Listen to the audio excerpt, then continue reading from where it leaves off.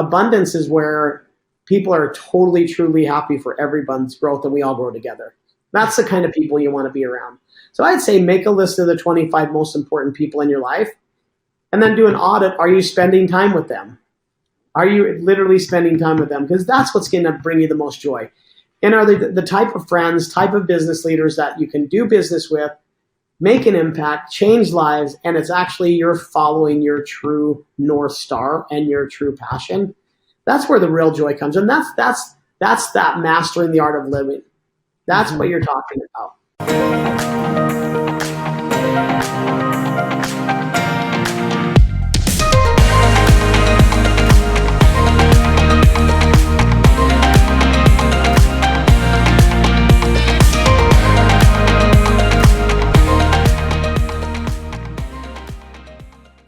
Welcome my guest, Randy Garn. He's a New York Times bestselling author, passionate serial entrepreneur, and business builder. He works closely with and advises some of the world's most recognized CEOs, companies, thought leaders, and experts. Randy is partner at Tamarak Capital, partner at High Performance Institute, board member of Malouf Companies and Foundation, and a contributing author at Entrepreneur magazine. He has been awarded Entrepreneur of the Year by Ernst and Young and Top 40 Under 40. Randy is alumni of Brigham Young University as well as alumni of Harvard University and graduated from Harvard Owner President Management Program. Randy loves the outdoors, his wife Charlotte, and his 4 beautiful daughters and his 2 rowdy boys.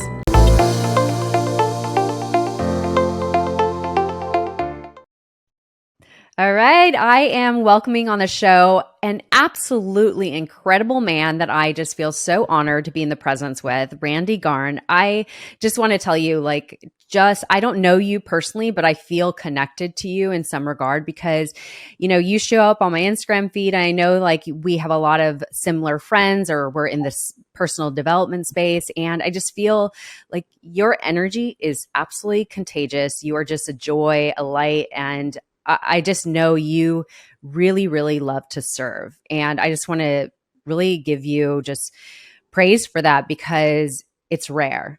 And it shines through and through, even though, again, we're doing this virtually, but you shine in that way. And so I just thank you for being here.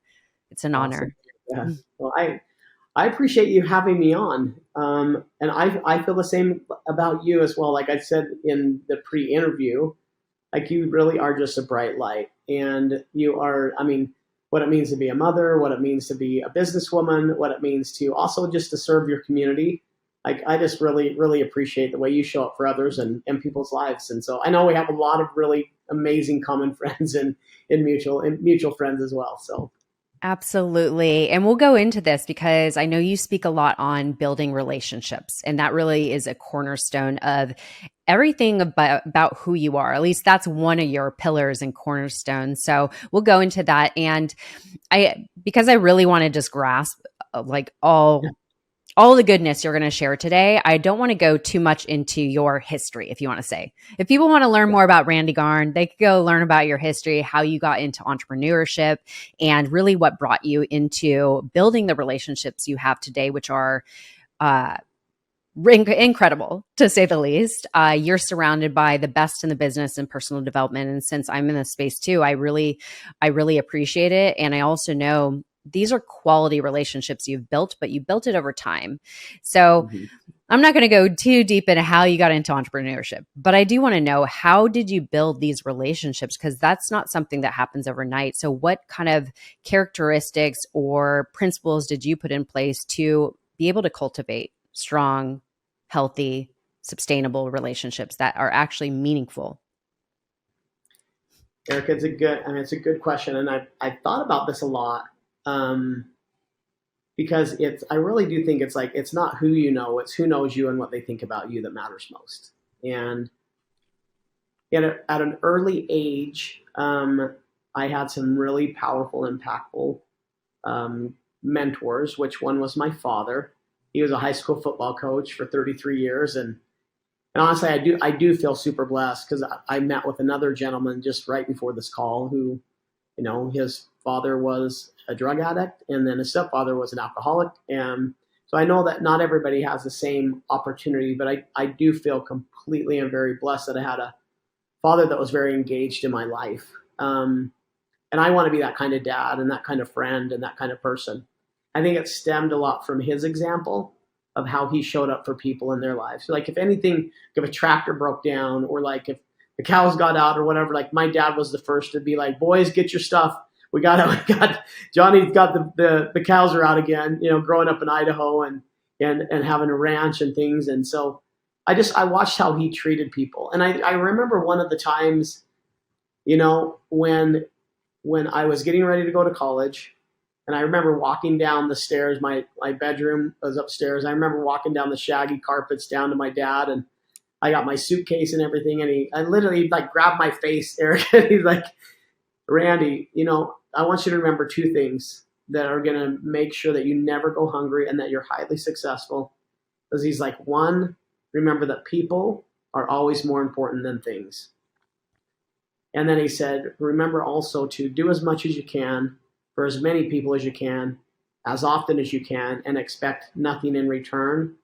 And watch how you will be super, super blessed in all that you do. And so I kind of I took that to heart, Eric, and that's kind of how I live my life. Our greatest joys and our greatest happiness come from our relationships. 100%. And those two messages in itself that really have stuck with you and you literally implemented it in your life.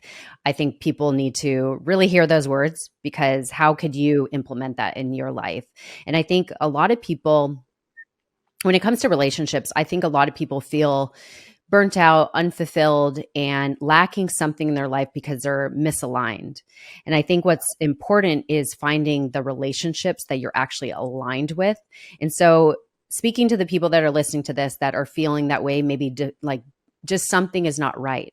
And I know for myself, last year specifically, I made the intention to build friendships that I'm aligned with, that actually, are going to support my growth, that are encourage me in my growth, and also people that strive, encourage me to be the best I could possibly be in every facet of my life. And so I was very intentional with that, but I want people to hear, they feel misaligned with their friendships. What would you suggest would be the first thing they should do to create more alignment in their life? Yeah, I honestly, I think the very first thing they need to do is get alignment. I mean, what does that mean or look like, and where do they begin? I'll share. So a lot of times we are so afraid to have the hard conversations. You have to get alignment. I have Chris Voss coming out. He wrote the book Never Split the Difference. He's coming out to Sundance next week, and just amazing on negotiation, but he's also just amazing on communications.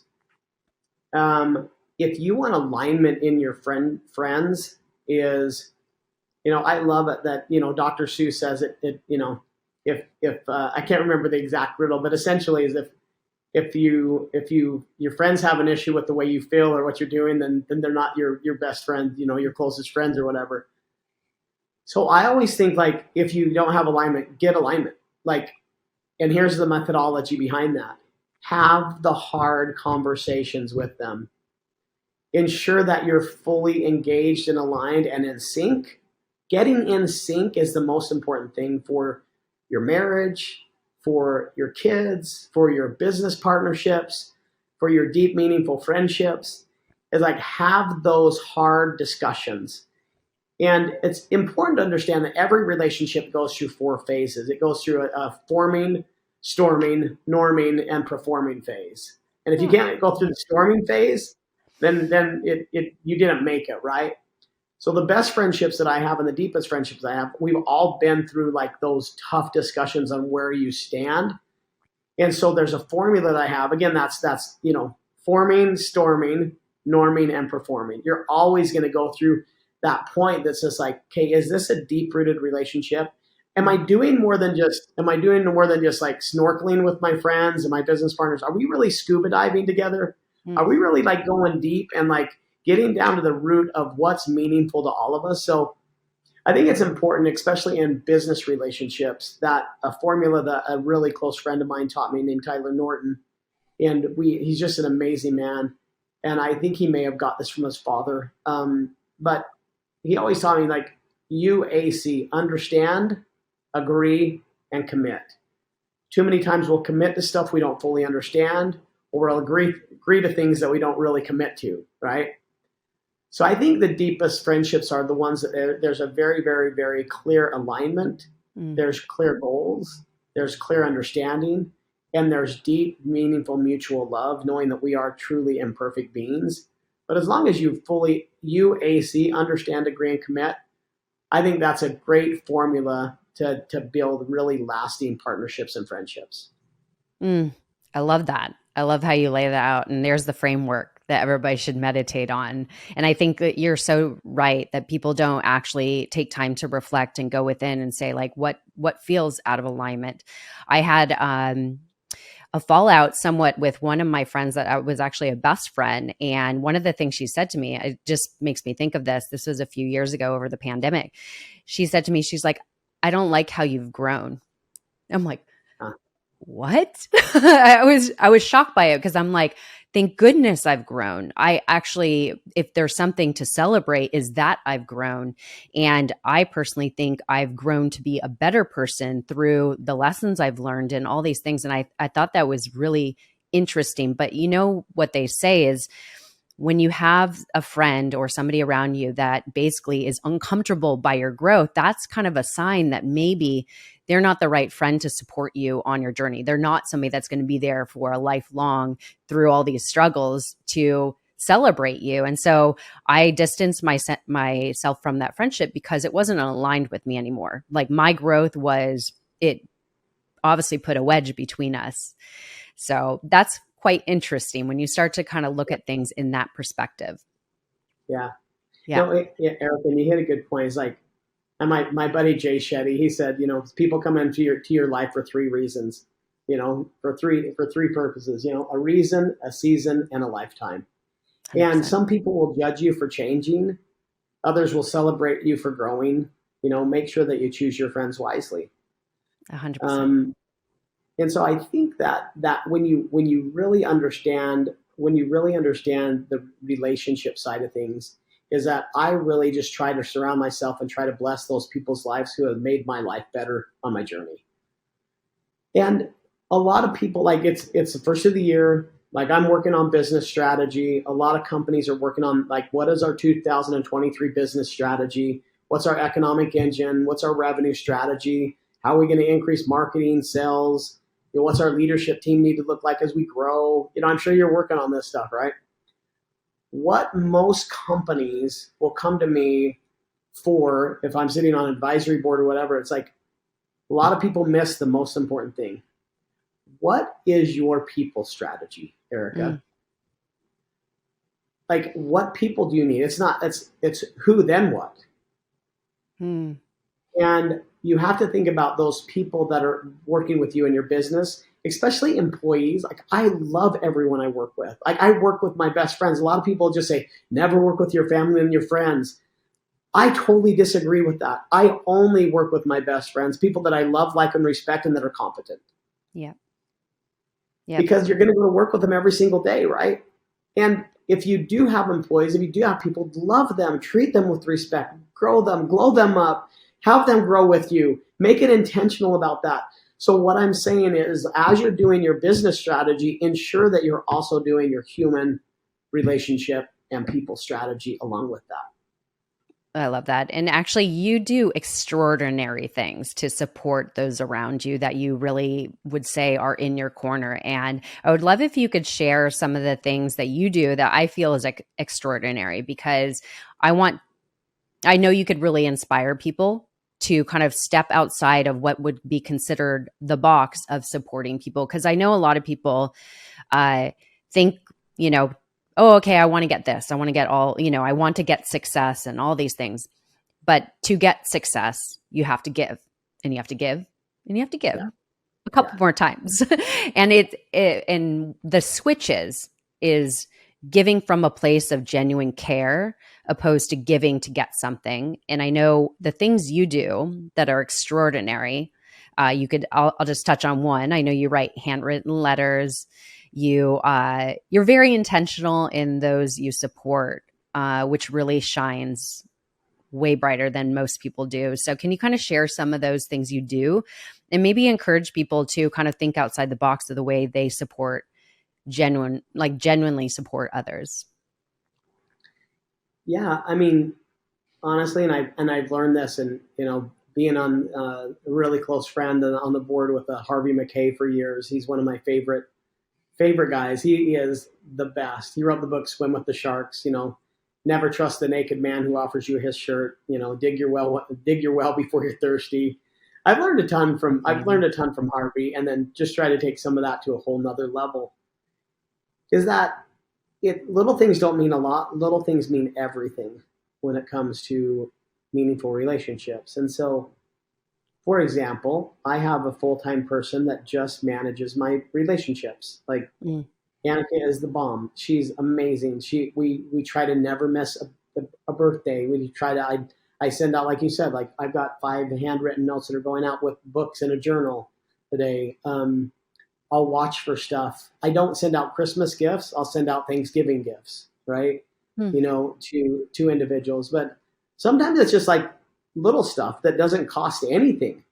Like pulling out my phone and like doing a quick video recording for somebody and just being like, dude, I'm just thinking of you today. What can I do to serve you? Or knowing how I can serve them and already doing it for them before it even happens. Know that they have a book launch, and I'm just like, I order 250 books from them, and I'd be like, dude, I'm going to get these out for gifts for everybody. Before they ask me, you have to think about relationships in the long game. Now that I'm a little mature, I'm a little older, I've grown a lot. I wasn't always this good. I didn't always look this good either. It is what it is. But here's the thing. Is you have to look at relationships as a long game. You never know who the treasure map to the treasure is. And so you have to treat everybody the same, whether it's your Uber driver or the CEO. And so I think it's so important to know that is like, it's what do people say about you when you're not in the room? Is it positive? Is it negative? Is it like, or is it nothing? It's just like, I don't know. I don't even know what they do, or is it like, you get that? Like somebody's like, hey, what do you think about John? I don't know. I'm not going to say anything, but that's it. It's done. That's all you need to say. So the more mature I get is that I understand that you have to see everybody has massive self-worth, but everybody is a key piece to your mosaic when it comes to you building your own relationship and your personal brand. And that you never know who the treasure map to the treasure map. Here's a great example, Erica. So we went public with our company at a young age, and we ended up buying it back. And it was a really, really, really interesting time. Our company was exploding. We won Entrepreneur of the Year with Ernst and Young. And all of a sudden, we had all these private equity groups coming after us and saying, like, dude, we're highly interested. Hey, let us be your partner. Let us do this. So we narrowed it down to like 2 really, really awesome companies. We had a banker that was working with us. That was me and my partners. We flew out to New York City, and we're running late because then coming here from Idaho, Utah, from the West Coast, we get to New York and we don't realize that we're like, oh, it's only like a couple blocks away. We'll grab a cab or whatever. Took us like 15 minutes to get a cab. So we're running late, right? We go running into the elevator. A lady is coming at the same time, like we're coming together. She's got a huge thing of fruit and berries and this whole breakfast thing. And she gets in the elevator with us, and she rubs one of the strawberries right on our banker's sleeve, on his white sleeve, and has got all over his suit. He lost his mind. He's like, "Are you kidding me? What the freak's wrong with you? Do you realize a suit probably costs more than you make in a year? Oh my gosh, dude!" So we get in the elevator. We go up 16 floors, go up to the top, and we're meeting with the company that's going to invest in us, right? One of the ones that's going to be a life-changing event for us, and we're so excited. Guess what happens? That lady gets off the elevator first, and he's kind of rude the whole way up. I was like so uncomfortable because we would never treat anybody that way. But that was, again, he was with us. She gets out. and the receptionist comes. It opens up to their whole office. Like, it wasn't like opening up into a hallway and then you go. This was like, this was the 16th floor of a massive private equity group in New York. She gets out. She goes to the receptionist and she's like, "Oh, Jana, let me take you back to Mike. Mike was the guy we're meeting with." My heart sunk. And crazy, crazy, crazy. Who do you think that person was? Tell me. Well, she took the fruit into him. Yeah. And then the receptionist came out. She's like, "They need just a few minutes. I'll let you know when they're ready." We sat there for like 10 minutes. We go into his office. We open it up. She's there, and he's just like, "Hey, guys, thanks so much for coming. We're not going to sign the deal. We're not anybody that would treat my wife like that. I really don't want to do business with." Whew. So again, like, we had no idea. So it's just like, treat everyone. You never know you never know what people are going through in their lives, Erica. So I try to treat everybody that I can with kindness and love, regardless of their title, regardless of who they are, because you just never know. And that's what brings me joy, is learn to give to give. Don't give to get. I give to give. I'm at a place right now, I can only eat so much. I can only put on one pair of pants. Like, you know what? I'm doing well. I'm blessed with a beautiful wife and 6 kids. I've got amazing business partners. I'm not transactional anymore.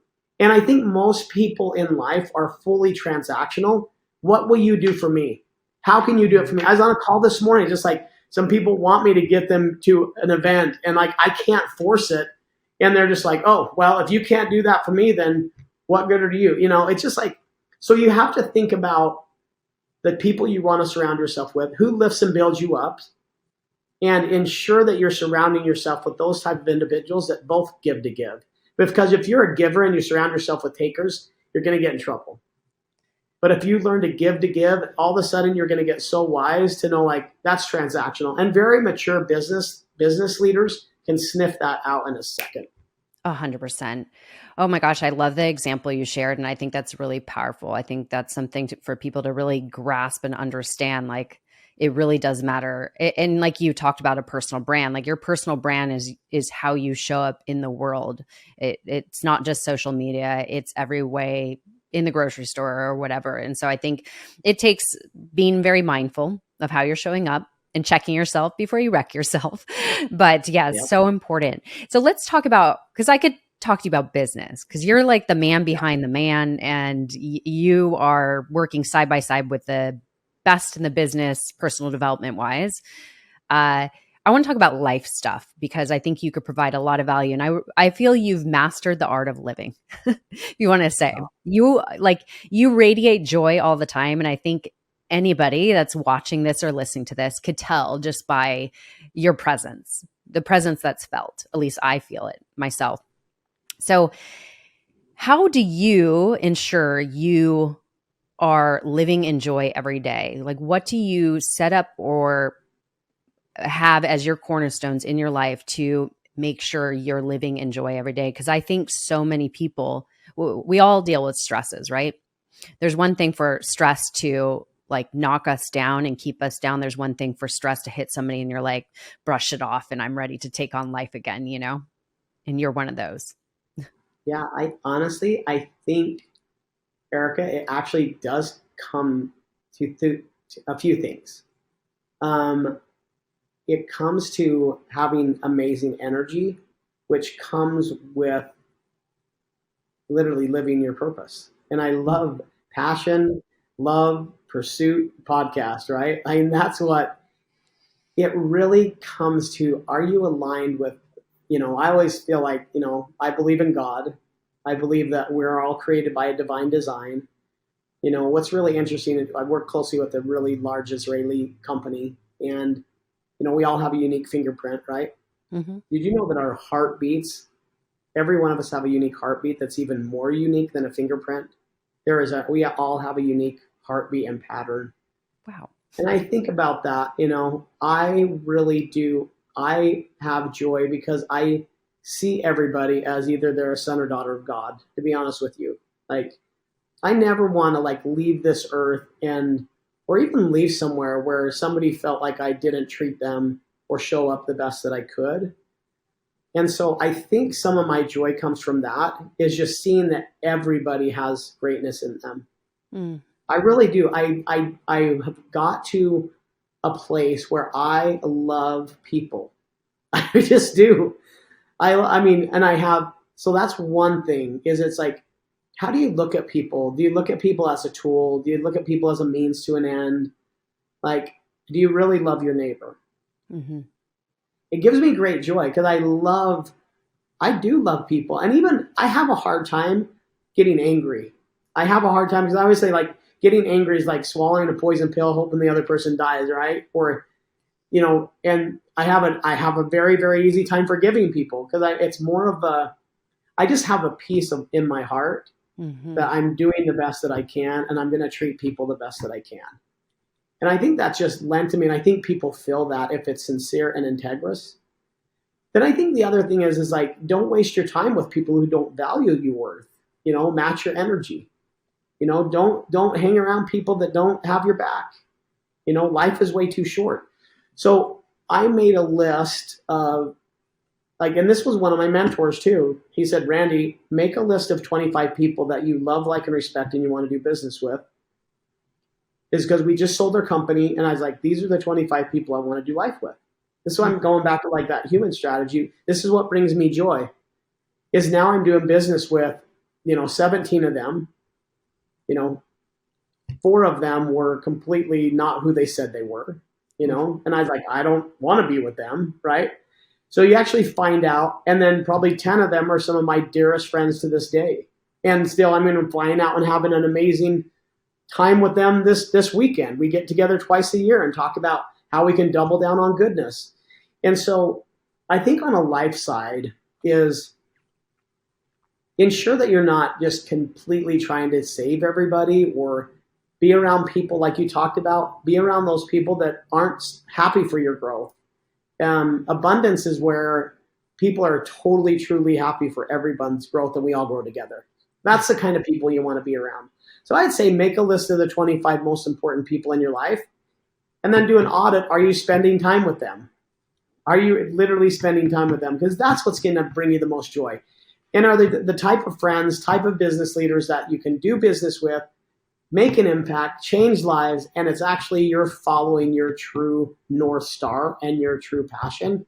That's where the real joy comes. And that's that mastering the art of living. That's what you're talking about. Yeah, and what you're kind of talking about is getting clarity on these things. And I know that's one of you work with Brendan Bouchard for the High Performance Institute, and first thing is clarity. And I think that really, I talk a lot about intention, like being very intentional with the things you say yes to, the things you say no to. Just, you need to at least have a guide of where you're going. So clarity is necessary for all these things, really. Yeah. So one thing, because you're a busy entrepreneur, and I know you have a family, you have a large family, you have a loving wife.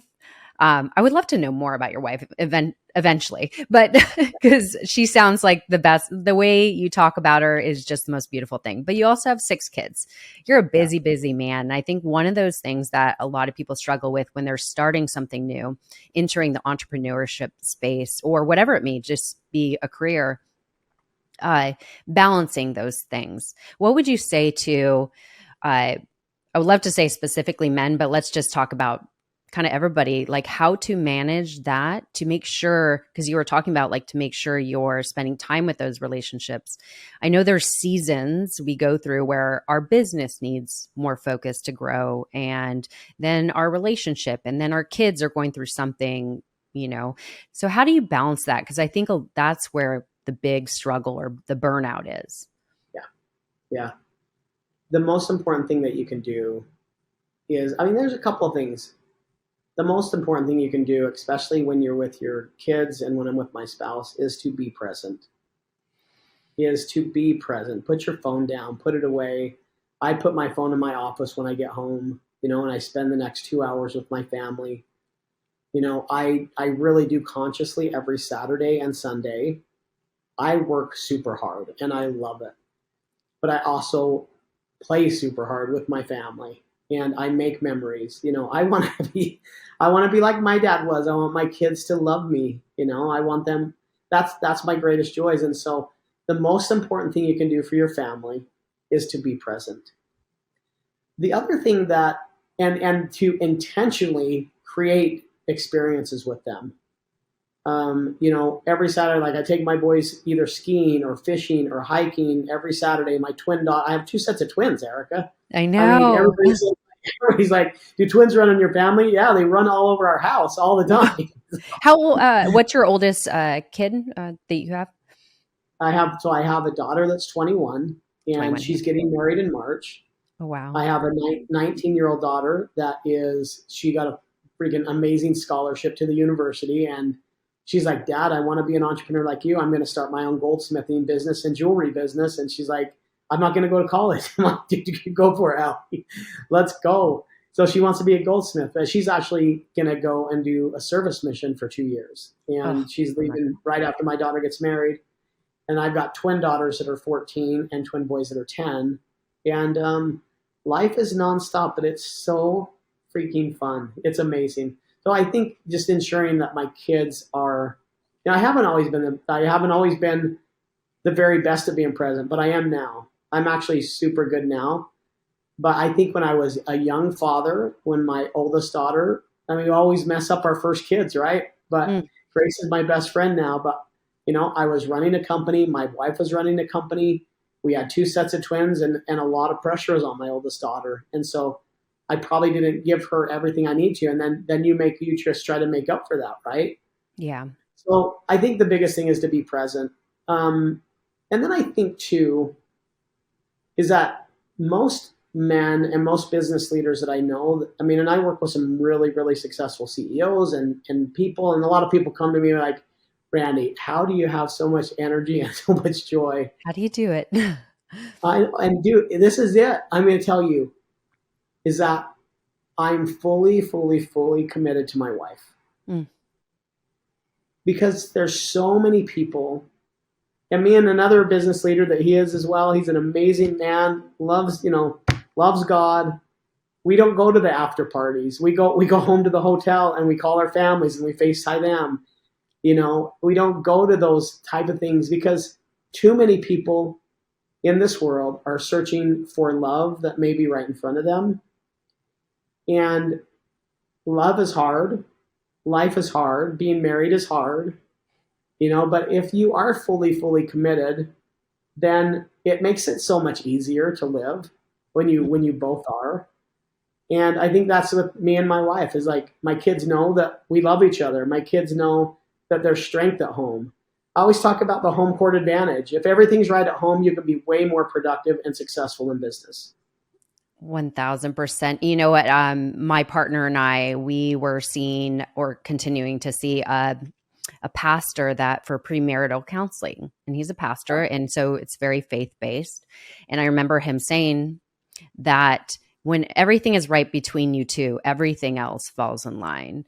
And it's so true that because number one, you're an example for your kids. And then also like if you guys are the foundation, everything else will be solid. So I think that's really powerful. So the other thing, since we're speaking about faith a little bit, or at least I brought it up, I know you're a very faithful man. Like you said, you believe in God, and I know that is a cornerstone of your life. So I kind of want to touch on this a little bit because I'm curious, was it always that way? And what possibly shifted in your life to make that a priority? And I know you're very intentional with it. This is kind of a 2-part question, but you journal a lot.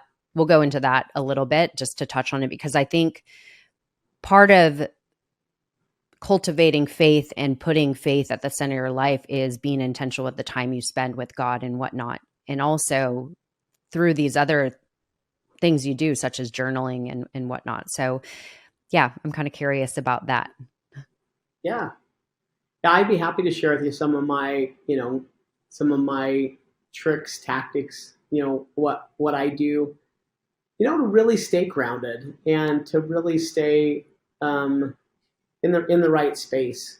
Again, mastering the real true art of living, because we only, are here at a short time. And, there's been a couple times I 4 years ago, I was getting ready for the Kona Half Ironman, and me and my friends were racing down this hill, and we're coming to the stop sign, and I look at the car, and we see eyeball to eyeball, and it's a 4-way stop, so he's got to stop. And I look at him, and he ran the stop sign and ran right over top of me. And I remember as I was getting ran over, I'm like, dude, if I don't die, my wife is going to kill me when I get home. Like I'm not going to be paralyzed. And I remember hearing the bike underneath the truck just crunching and popping, and like it ran over my chest and my legs, and somehow it didn't run over my head as I got pulled in. And I'm like, this could be it. And I think from that moment, but I've always had, even when I was like 15, really had a really interesting, just a good relationship with God and with my Heavenly Father. And there were some times I was like 15, it's just like, Randy, I need some help. My friends were all starting to do drugs and starting to drink, and these were the high school kids and the really cool kids and all that. And I remember thinking, like, one of the guys, they were drinking at a party, and he I was like, they hand me a beer, and one of the guys is just like, dude, Garn, you're too good for that. You're going to do great things in your life. Do not get stuck with this. Mm-hmm. While he drank, he was drinking. He's like, dude, I'm here to protect you. And that's like a guardian angel for me, and just those little types of things. I've been protected so many times that I can't not know that I have like angels watching over me, and that I don't have protection, but also that every night, I journal every night, Erica, and I have a whole system and a process, and it's actually very, very simple. And the very first question that I have and that I ask, and this came from a really amazing leader that I follow. I have the questions like, how did I see the hand of God in my life today, and what miracles did I see? Mm. That puts me in a place of gratitude. It's just like, dude, like I'm not in charge. I'm not literally in charge. And there's so many miracles, even 2 miracles that happened today that I can think of that I didn't even think about until like you asked me this question. Wow. So that's the very first question that I write down in my journal is that. The next question I ask myself are, what are the 5 most important things that I must do tomorrow? And I will write those down. And then I write the other question is, who are 5 people that need me as a role model and I need to serve tomorrow? And I will write down 5 names and actually keep a list just on my notes. Sometimes somebody will come to my mind and could put a note in. I'll send them a book. I'll send them a journal. I'll write them a note, or I'll call them and be like, dude, what's going on? How are you? I mean, those are really the 3 things that I write down every night. And that has actually been so healthy for me. And I've been doing that probably for the last 23 years. Wow. That's so great. It's so great. Powerful questions. And it makes you find, like, as they say, what you focus on, you find, or magnifies. And so you're asking questions to find the answer. It's almost like, I remember I used to do, or I set the intention to every single day to find 3 little things that I could be grateful for. And I remember, like, when you set that intention, you find it, and you find the simplest, littlest things. Like you said, little things don't matter a lot. They're everything, right? So I love that. And I think just those 3 things that you shared, I think anybody could start to practice in their day and start journaling. And it's really great that you do it the evening before, because you're setting your next day up for success. So that's powerful. And of course, you're a high performer. So that's what high performers do. So that's amazing. Last question to kind of wrap it. Well, not second to last. If somebody, since we're talking to a relationship guy that has really mastered relationships, sustainable relationships. Number 1, I know you have a book out. I just ordered it, so I'm going to be reading it. And I know it's actually, I believe it's a quick read. So anybody go grab it. You could probably read it in a weekend easy, called Prosper. I'll plug that in the show notes. But if you, what would you recommend to somebody that is kind of starting off in entrepreneurship and they want to build the right relationships that they're aligned with, would you suggest they join a mastermind, they start going to summits, or like, I know you're a big, I just saw you were at Tony Robbins. I'm like, I want to be there. Because I've only done the virtual, which is so shocking. And I'm such a Tony Robbins girl. So I'm looking forward to going in person. But that's one of the things I think over the pandemic, even though I was doing it virtually, I cultivated a lot of friendships through Tony Robbins because you're surrounding yourself with like-minded people. So what would you suggest for somebody? Would you suggest masterminds, or what would you recommend? Well, honestly, a mastermind could be a really, really great start. For me, it's actually building your own personal board of advisors. And one of the greatest things, when I got back, I lived in the Philippines for a couple of years. When I got back, a great mentor of mine said, Randy, don't be afraid to ask for help. And he gave me the advice to set up your own personal board of advisors. So you have to think about that as a young kid coming out of college. We started our first company when I was literally 23 years old. The company we started when I was a junior in college became massively successful. We were doing all the coaching and training for Nightingale Conant, Zig Ziglar, Dennis Whaley. Wow. It just exploded because that's intentionally. But one of the things that I learned is don't be afraid to ask the people that you want to be like, and you're like, I want to be like them. Do something for them. Go serve them. Ask them to be on your board. Ask them to be like, dude, I just would love to have you mentor me. I love it when I have college kids. It's like, Randy, dude, is there anything I can take you to lunch or that? And I'm like, heck yes, I will make time for those people. So I think even if you're later stage and you're trying to get that traction that you need, get your own personal board of advisors. I would say, yes, go to the right masterminds. Ensure that you're going to the ones where there's people that you don't want to be the smartest person in the room. You want to be able to level up and do those things. So I think establish yourself your own personal board of advisors that help you to generate those skill sets that you need is probably one of the best things you can do. I have my own coaches that I pay. I've never paid for coaching. I've only invested in it. Right. So. Yeah, there you go. So true. And I do think that, especially for entrepreneurs, I believe to get to the next level, you have to make a personal investment. And that personal investment could just be your personal growth, healing your wounds or whatever it may be, because that takes you to the next level in how you operate. So powerful. Again, I could go on and on with you. There's so much value that you provide. So last question. This is something I ask every guest, and I love the vast different answers I get. So if you were to share a piece of wisdom, a life lesson you've learned along your journey that you just feel is something on your heart right now that you feel anybody needs to hear, what would that piece of wisdom be and why? Probably the biggest thing that I try to do is to never be boring and never be predictable. And that way you will always be memorable. Make sure that people never forget you and leave every single person better than you found them. Again, never be boring, never be predictable, and that way you'll always be memorable. And I always say, if they like you, they'll listen to you. If they trust you, they'll buy from you. If they have an experience with you, Erica, they will never, ever, ever leave you. But there's a whole nother level. The fourth level is if you transform somebody's life and make them a better person, they will shout your names from the rooftops and be a disciple of yours and talk good about you. You will never, ever, ever have need for want again if you will follow that process. That's what is on my heart. Oh, thank you so much. That's powerful. So powerful. Okay. So everybody go follow Randy Garn. He drops so much goodness on his socials and just, see everything he's up to. I don't know if you have another book in the works, but you just have so much value to provide. I know there's so much, you do provide so much value.